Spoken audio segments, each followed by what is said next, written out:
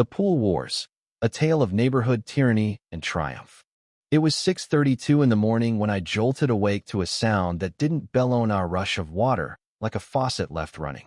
For a moment, I thought a pipe had burst in our suburban Atlanta home. But when I shuffled onto the back deck in my slippers, coffee mug in hand, the sight below froze me. My pool, glinting under the dawn light, had a bright orange hose slung over the fence from my neighbor's yard, dumping water into the deep end like some kind of illicit operation. And there, gripping the hose like she was commanding a fire brigade, stood Linda, the self-proclaimed guardian of our neighborhood's homeowners association, HOA. Her graying hair was pulled into a tight bun, her robes cinched like battle armor, and her jaw was set with a ferocity that could split granite. She didn't notice me at first, too busy muttering about ordinances, property values, and how my unpermitted aquatic monstrosity was dragging the neighborhood into ruin. I stood there, letting the absurdity wash over me. This was a woman so obsessed with control, she'd risen before dawn to drain my pool. My pool. "Morning, Linda," I called down, my voice steady but loud enough to carry. She flinched, nearly toppling into the water right then. Her head snapped up, eyes wide with the guilt of a kid caught stealing cookies, mixed with the defiance of a dictator mid-coup. She stammered something about community safety standards and standing water violations, as if quoting from an HOA scripture would justify trespassing. I sipped my coffee. "Most folks just knock if they've got a problem," I said, calm as Sunday morning. That's when her posture shifted. She straightened, shoulders squared, and donned her mask of righteous authority. "The board has decided," she declared. "Your pool is a liability. I'm handling it before someone gets hurt." Linda always spoke for the board, never herself, as if her solo dawn raid was the will of the entire neighborhood. I reminded her, not for the first time, that my property wasn't under HOA jurisdiction. Our lot, one of the older ones in Pinewood Estates, was grandfathered out, a fact she despised like a personal insult. Her eyes narrowed. "Jurisdiction is flexible when safety's at stake," she snapped. The words landed like a bad punchline. I could have stormed down, yanked the hose away, maybe even called the sheriff right then. But I've learned, at 55, that people like Linda feed on confrontation. She wanted the shouting match, the drama, the neighbors peering over fences. What she couldn't handle was someone who refused to play her game. So I let her think she'd won this round.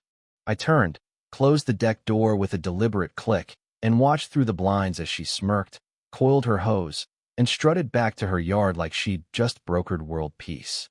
But I wasn't letting this slide. Linda's type doesn't stop at a hose. Today it was my pool. Tomorrow it'd be my mailbox or my dog's bark. So I started documenting. I set up security cameras discreet, but visible enough to make a snoop, sweat, and began a log of every move she made. When I called the sheriff's office later that day, posing hypotheticals about property interference, I used Linda's full name. The deputy chuckled. "Not our first call about her," he said. That night, as cicadas buzzed in the Georgia heat, I sat by the pool and wondered how far she'd go. Annoying? Sure. Dangerous? Not physically. But like termites, Linda's kind could erode a home's peace if you didn't catch them early. The next morning, my gut told me she'd be back, and I wasn't wrong. By 7:15, there she was, armed with a clipboard, a disposable camera, and a tape measure dangling from her wrist like a sheriff's badge. She snapped photos of my pool from every angle, crouching like a detective at a crime scene. I watched from behind the blinds, coffee in hand, as she measured the fence height and scribbled notes. This wasn't about water anymore. She was building a case not just against me, but for the county, maybe even the state. Linda didn't want my pool drained. She wanted me buried under citations. Instead of confronting her, I filmed her through the slats, narrating softly. Linda, 7:23 a.m., photographing my pool. Linda, 7:27, measuring the fence. My tone was flat, like a nature documentary. If she wanted to play inspector, I'd make her the star of her own show. By day 3, things escalated. I came home from work to find a neon orange notice taped to my mailbox, scrawled in all caps. Notice of community violation, unsafe pool conditions. Removal required. At the bottom, in a flourish of self-importance, was her signature, Linda, acting president, HOA. I laughed. First, There was no acting president. Second, the HOA had no power over my lot. Third, she'd signed her name to this nonsense, like a bank robber leaving their ID at the scene. I saved the note, photographed it, and added it to my growing binder of evidence. My plan was simple: let Linda overreach until her own actions trapped her. That evening, I ran into my neighbor Tom while taking out the trash. He gave me a knowing grin. "She's got you in her sights now, huh?" he said. Turns out, I wasn't her first target. Tom had been hounded to repaint his garage door 3 times in 2 months, each time for a new policy Linda invented. Another neighbor, Sarah, got cited for unauthorized foliage expansion because her roses grew an inch past Linda's imaginary line. Linda had a pattern, and my pool was just her latest obsession. I decided to bait the trap. That weekend, I hosted a small barbecue by the pool, burgers, music at a neighborly volume, kids splashing in the shallow end. Predictably, within 20 minutes, Linda stormed out, phone in hand, filming and shouting about unsanctioned gatherings and unsafe pool violations. My guests stared, burgers half-eaten, as I leaned back in my chair. "Linda, this is an HOA property. Call whoever you like." She did, right there, on speakerphone. She dialed the sheriff's non-emergency line and reported an illegal pool party. When Deputy Harris arrived, Linda practically dragged him through my gate, narrating her accusations like a prosecutor. "This pool is a danger, a nuisance, a violation of multiple codes," she ranted. Harris, with the weary look of someone who'd dealt with her before, turned to me. I handed him my binder photos, videos, timestamps, the neon notice. He flipped through it while Linda fumed, demanding he shut me down. Finally, he looked at her. "Ma'am, this property isn't under HOA jurisdiction. He hasn't broken any laws. You, however, have been trespassing." Her face was a masterclass in shock-mouth agape, eyes bulging, like she'd been dealt a bad hand in poker and just realized it was Uno. Harris warned her about harassment and advised her to keep disputes civil. As he left, I raised my glass in a polite toast, not gloating, just signaling, game on. But Linda didn't back down. Days later, she stuffed mailboxes with flyers claiming my pool was a breeding ground for mold and mosquitoes, a public health crisis. Neighbors tossed them, but I kept every one. My binder was getting comically thick. Then came the county inspector's letter, triggered by Linda's formal complaint. She paced the sidewalk as he arrived, pointing at cracks in my pavement and a loose pool tile like she was auditioning for CSI. The inspector, unfazed, checked everything and turned to me. "Your pool's fine. Up to code." Then to Linda, "You shouldn't be on his property without permission." That's when it happened, the moment that became neighborhood legend. Linda, in her zeal to demonstrate a hazard, slipped on a hose she dragged onto my deck and plunged into the pool, arms flailing, robe ballooning like a parachute.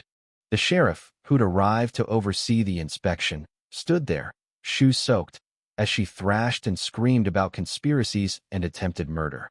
The inspector, dryly, noted, "I warned her about entering without permission." Linda climbed out, dripping and sputtering, mascara streaking, still pointing at the pool as if it were the real criminal. The sheriff cut her off. "Ma'am, this property isn't in your HOA. You've been warned before." Her threats to escalate to the city council, the health department, the state, fell flat. She stormed off, sandals squeaking, vowing lawsuits. The neighborhood buzzed. Tom said he saw her stomping home, muttering about corruption. Sarah's kids couldn't stop giggling about the big splash. By Sunday, the story had grown legs. Linda, the HOA queen, defeated by the very pool she despised.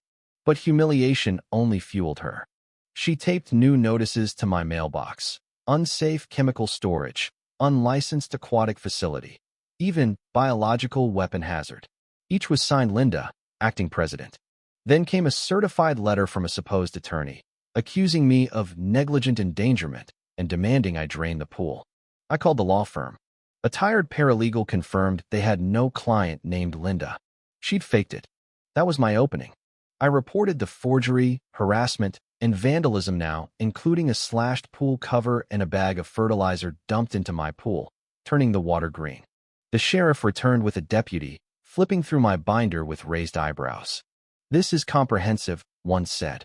As we spoke, Linda marched over, clipboard in hand, demanding to know why the sheriff was colluding with a violator. The sheriff silenced her. "We've got reports of harassment and fraud on your part, ma'am. Stop now, or it gets serious." Her face paled, but she kept sputtering about being the victim. They handed her a formal warning and sent her home. 3 days of quiet followed, but Linda wasn't built for surrender. At 2:04 a.m., my upgraded cameras caught her sneaking into my yard, dressed like a cartoon burglar, wielding a pump to drain the pool. She'd recruited 2 neighbors, convinced by her toxic pool sermon, carrying buckets and a crowbar. When my motion-activated floodlights blazed, they froze. Her recruits bolted, leaving Linda alone, pump in hand. Sirens wailed. Patrols had been circling since her bullhorn stunt. Deputies caught her mid-act, crowbar at her feet. She screamed about hazardous chemicals and saving the neighborhood, but the sheriff, patience gone, cuffed her. "You're under arrest for trespassing, vandalism, and harassment," he said.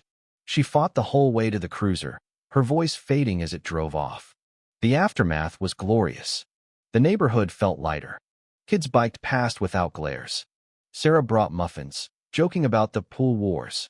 Tom raised a beer, saying, "You outlasted her." At the next HOA meeting, without Linda's reign, neighbors discussed potholes and block parties like actual humans. Linda faced charges trespassing, vandalism, harassment, and possible fraud for the fake letter.